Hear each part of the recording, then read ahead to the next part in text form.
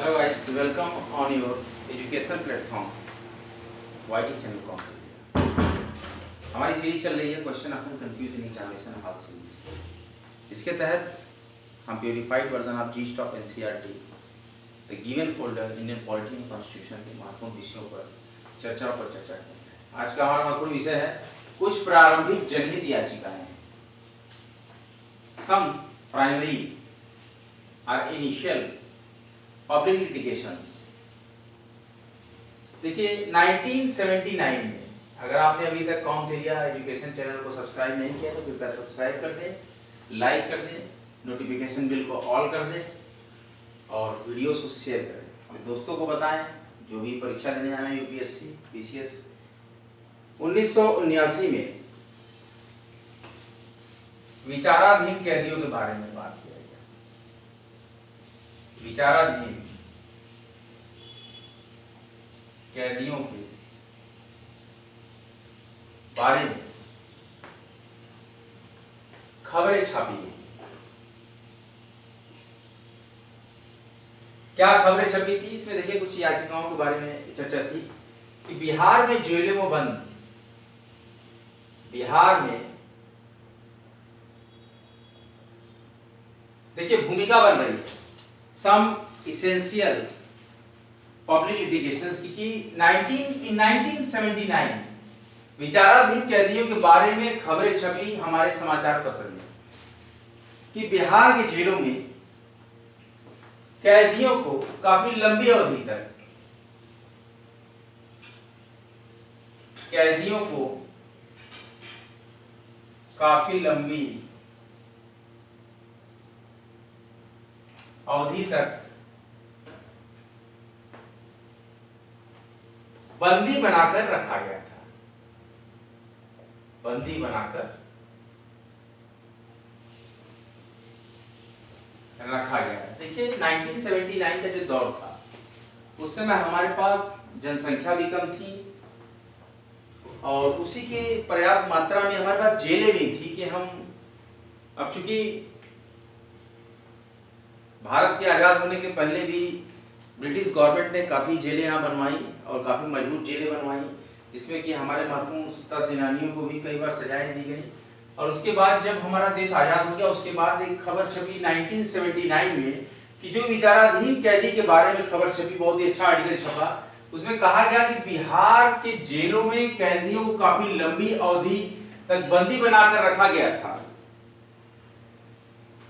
जिन अपराधों के लिए उनको सजा मिली थी, अब ध्यान दीजिएगा, जिन अपराधों के लिए उन्हें गिरफ्तार किया गया था, उन्हें मतलब कैदियों को गिरफ्तार किया गया था,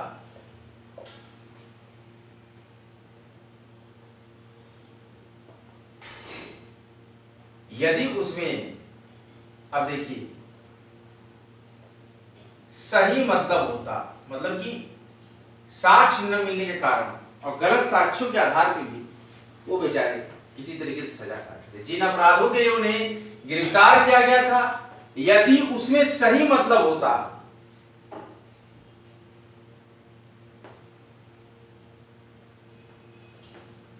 है, उन्हें सजा हो जाती।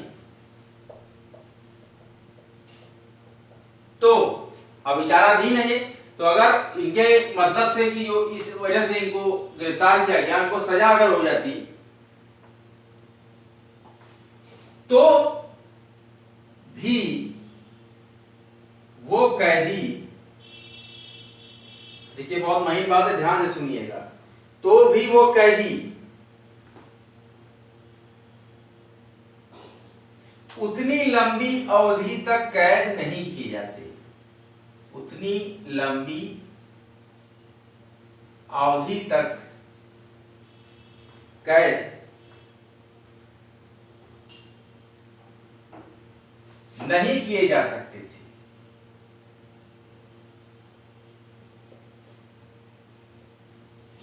कंफ्यूजन है, देखिए कंफ्यूजन क्लियर करते हैं। इन 1979 विचाराधीन कैदियों के बारे में खबरें छपी कि बिहार में जेलों में कैदियों को काफी लंबी अवधि तक बंदी बनाकर रखा गया था। जिन अपराधों के लिए उन्हें गिरफ्तार किया गया था, यदि उसमें सही मतलब होता है, उन्हें सजा हो जाती, तो भी वो कैदी इतनी लंबी अवधि तक कैद नहीं किए जा सकते थे। अगर उनको सजा हो जाती तो वो अपने कारित अपराध के लिए दंड भुगतते, लेकिन तब भी उनको उतनी लंबी सजा तक कैद नहीं रहना पड़ता कि जबकि वो विचाराधीन है, निर्णय नहीं हो पाया है। ऐसी खबरों को इस खबर को, अब इसी खबर की बात करें, इस खबर को आधार बनाकर, जैसा कि मैंने आपको बताया है, पब्लिक लिटिगेशन का मतलब होता है जनहित याचिका। मैं भी जनहित याचिका दायर कर सकता हूं। अगर मुझे लगता है कि इस आदमी के साथ गलत हो रहा है तो मैं भी उसके लिए जनहित याचिका शूट कर सकता हूं, फाइल कर सकता हूं। किसी जानवर के लिए अत्याचार हो रहा है तो भी मैं एक जनहित याचिका कर सकता हूं। कोई संस्था किसी के लिए जनहित याचिका दायर कर सकती है, कोई बॉडी किसी के लिए जनहित याचिका दायर कर सकती है, कोई ऑर्गेनाइजेशन या स्वयं गवर्नमेंट भी किसी के लिए जनहित याचिका दायर कर सकती है न्यायालय में। तो इस खबर को आधार बनाकर एक वकील ने, एक एडवोकेट ने, इस खबर को आधार बनाकर एक वकील ने, बहुत इंटरेस्टिंग टॉपिक है, एक याचिका दायर की।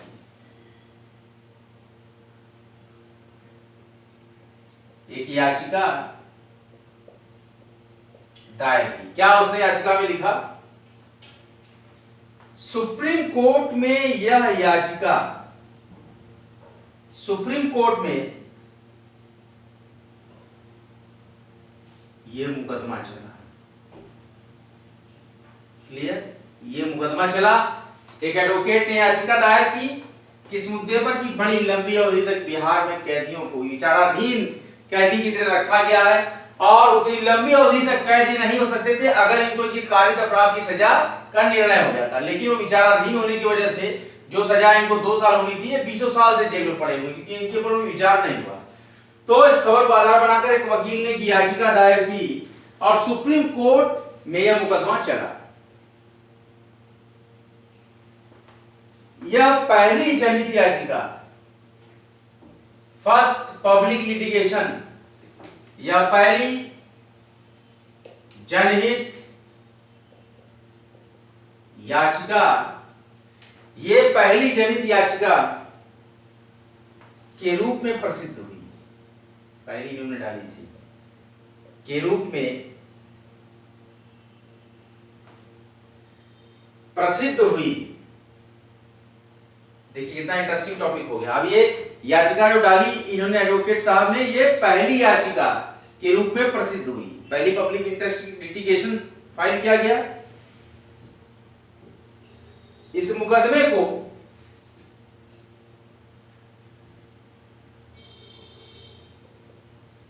ऑनरेबल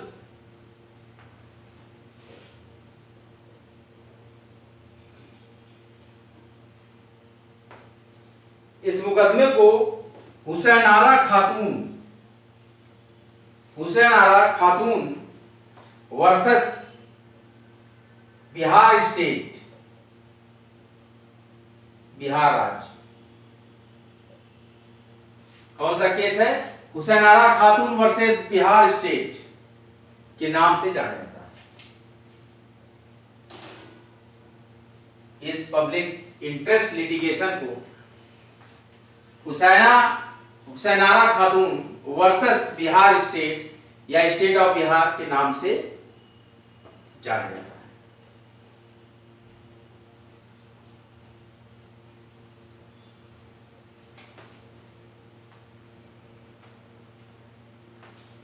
In 1980 इंतिहार, दिल्ली की बात कर रहे हैं। 1980 इंतिहार जेल एक बंदी ने सर्वोच्च न्यायालय में, इसके बंदी ने सुप्रीम कोर्ट में सर्वोच्च न्यायालय के न्यायाधीश, एक बंदी ने सर्वोच्च न्यायालय के न्यायाधीश कृष्णा अय्यर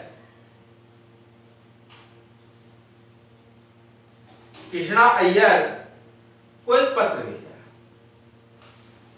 तिहाड़ जेल कैदी सन 1980 में तिहाड़ जेल के एक बंदी ने सुप्रीम कोर्ट के न्यायाधीश ऑनरेबल कृष्णा अय्यर को एक पत्र भेजा।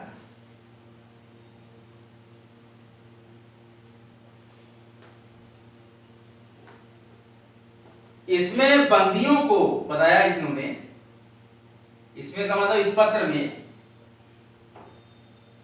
कैदियों को दी जाने वाली शारीरिक यातना,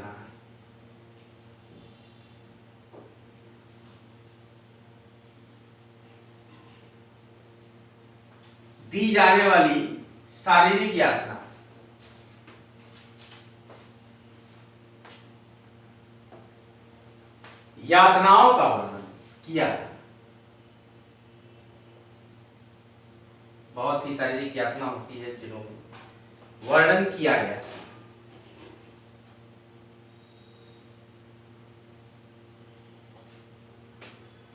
देखिए ये था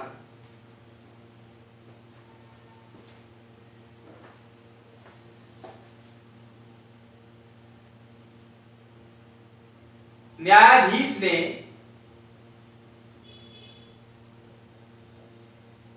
उसी पत्र को एक पीआईएल मान लिया। एक पीआईएल, इसी पत्र को जो कैदी ने यातनाओं का वर्णन किया था, तो ऑनरेबल जस्टिस ने इसी पत्र को एक पीआईएल मान लिया और बाद में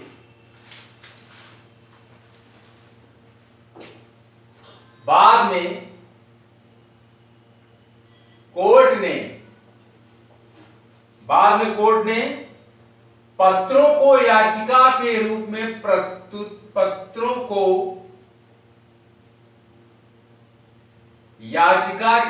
में स्वीकार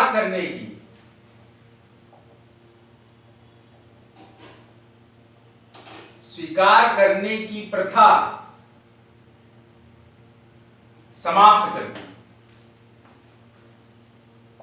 पत्रों को याचिकाओं के रूप में मानने की प्रथा समाप्त कर दी। लेकिन यह मुकदमा सुनील बत्रा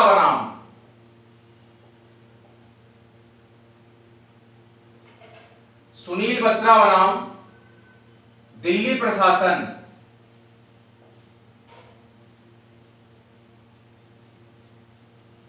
बत्रा बनाम दिल्ली प्रशासन 1980 के नाम से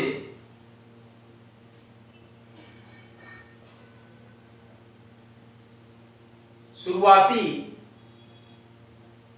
पीआईएल के रूप में, जनहित याचिका के रूप में प्रसिद्ध हुआ। नोट डाउन करिए आप लोग अपनी कॉपी में। अभी मैं इसका रिवीजन कराता हूं थोड़ी देर में। क्या बहुत ही बेहतरीन, बहुत ही इंटरेस्टिंग टॉपिक हम डिस्कस कर रहे हैं। आप नोट डाउन करिए, मैं अभी रिवीजन कराता हूं इस टॉपिक का।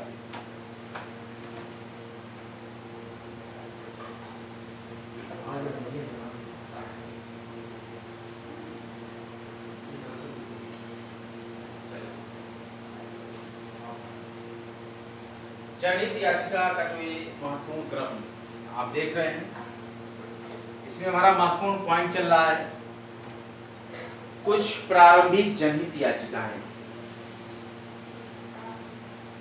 कौन सा टॉपिक चल रहा है? कुछ प्रारंभिक जनहित याचिकाएं। कुछ प्रारंभिक जनहित याचिकाएं, कुछ प्रारंभिक जनहित याचिकाएं। इन 1979 विचाराधीन कैदियों के बारे में खबर छपी। बिहार में जेलों में कैदियों को काफी लंबी अवधि तक बंदी बनाकर रखा गया।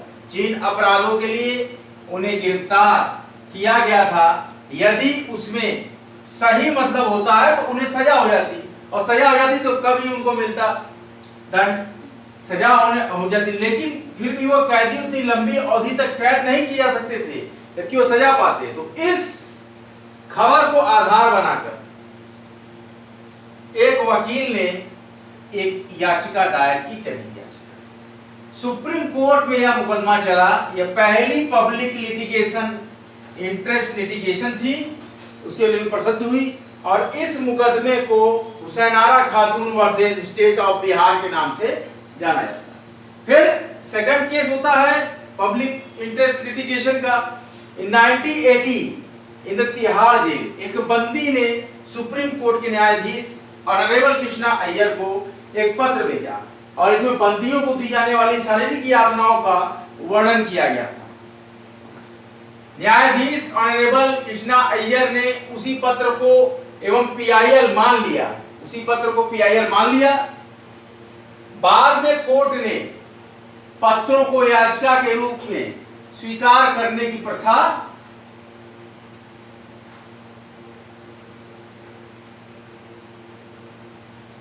समाप्त कर दी, के नाम से शुरुआती स्वीकार करने की प्रथा समाप्त कर दी। एक ही उन्होंने लिया पत्र और उसके बाद ऐसी प्रथा को समाप्त कर दिया, और उसके बाद क्या हुआ के नाम से शुरुआती के जो सुनील बत्रा वर्सेस दिल्ली प्रशासन 1980 का ये केस था। इसमें आपको डिस्कस करने के लिए आप पढ़ सकते हैं कि किस प्रकार से पीआईएल के रूप में प्रसिद्ध हुआ।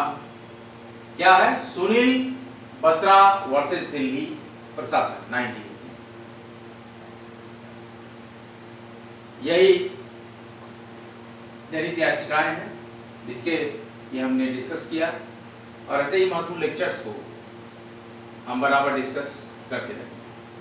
आज का लेक्चर आपको कैसा लगा? Public interest litigation.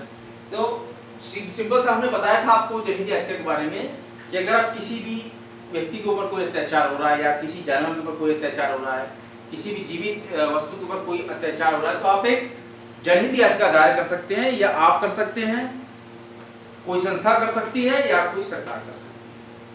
किसी के लिए भी, दूसरे के लिए भी जनहित याचिका की जनता के हित में कार्य हो रहा, ऐसी याचिकाओं को जनहित याचिका कहते हैं। आज का लेक्चर इंडियन पॉलिटी कॉन्स्टिट्यूशन का, जो कि UPSC, PCS, SSC, all type of one day and mains examination के लिए आपको कैसा लगा लिखिएगा, जरूर बताइएगा। नोटिफिकेशन बेल को ऑन कर दीजिएगा, और लेक्चर्स को लाइक कीजिए, शेयर कीजिए, कॉमटेरिया यूट्यूब चैनल को सब्सक्राइब कीजिए। अगला लेक्चर बहुत ही जल्द आपके समक्ष लेकर प्रस्तुत होंगे। तब तक के लिए जय हिंद, जय भारत। स्टडी सिलेक्शन तक इसी मूल उद्देश्य के साथ study hard and get success. Subscribe करते रहें।